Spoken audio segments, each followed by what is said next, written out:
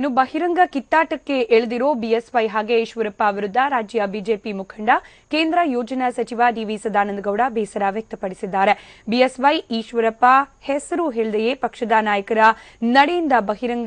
ನಡೆಯಿಂದ ಪಕ್ಷಕ್ಕೆ ಹಾಗೆ ಕಾರ್ಯಕರ್ತರಿಗೆ ಭಾರಿ ಮುಜುಗರವಾಗಿದೆ ಎಂದಿದ್ದಾರೆ. ಹಿಂದೆ ಇದೇ ರೀತಿ ವರ್ತನೆಗಳಿಂದ ಪಕ್ಷಕ್ಕೆ ಏನಾಗಿದೆ ಗೊತ್ತಿದೆ, ಅದೆಲ್ಲವನ್ನ ಮರೆತು ಈ ರೀತಿ ವರ್ತಿಸುತ್ತಿರುವುದು ಸರಿಯಲ್ಲ ಅಂತ ಹೇಳಿದ್ದಾರೆ. ಆರ್ಎಸ್ಎಸ್ ಮೀಟಿಂಗ್ ಅದು ರೂಟೀನ್ ಮೀಟಿಂಗ್. ಅದು ಬಿಜೆಪಿಯ ಈ ವಿಚಾರಗಳ ಬಗ್ಗೆ ಚರ್ಚೆ ಮಾಡಲಿಕ್ಕಿರುವಂಥದ್ದಲ್ಲ. ಆರ್ಎಸ್ಎಸ್ನ ಹಿರಿಯರು ನಮಗೇನಾದರೂ ಬುದ್ಧಿವಾದ ಹೇಳಲಿಕ್ಕೂ ಸಾಕು, ಅದು ಬೇರೆ ಪ್ರಶ್ನೆ. ಆದರೆ ಅಲ್ಲಿ ಬಿಜೆಪಿದ್ದು ಮತ್ತೊಂದು ಚರ್ಚೆ ಮಾಡುವಂಥ ಸಂಗತಿಗಳನ್ನು ಮಾಡೋದಿಲ್ಲ. ಒಟ್ಟು ಆರ್ಎಸ್ಎಸ್ನ ಆ ಒಂದು ಉದ್ದೇಶಗಳು ನಮ್ಮ ದೇಶದ ಹಿತದೃಷ್ಟಿ, ಸಮಾಜದ ಹಿತದೃಷ್ಟಿಯಿಂದ ಏನು ಮಾಡಬೇಕು ಅದರ ಬಗ್ಗೆ ಚರ್ಚೆ ಆಗುತ್ತೆ. ಅದರಲ್ಲಿ ಬಿಜೆಪಿದ್ದು ಕೂಡ ಒಂದಷ್ಟು ವಿಚಾರಗಳು ಬರಲಿಕ್ಕಿಲ್ಲ ಅಂತ ನಾನು ಹೇಳೋದಿಲ್ಲ.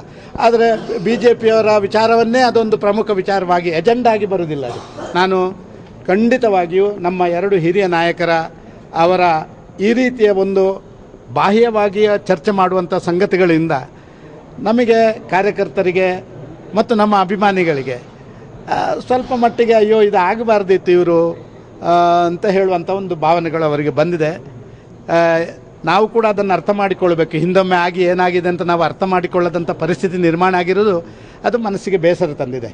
ನಮ್ಮಿಂದ ಜನ ತುಂಬ ನಿರೀಕ್ಷೆ ಮಾಡ್ತಾ ಇದ್ದಾರೆ.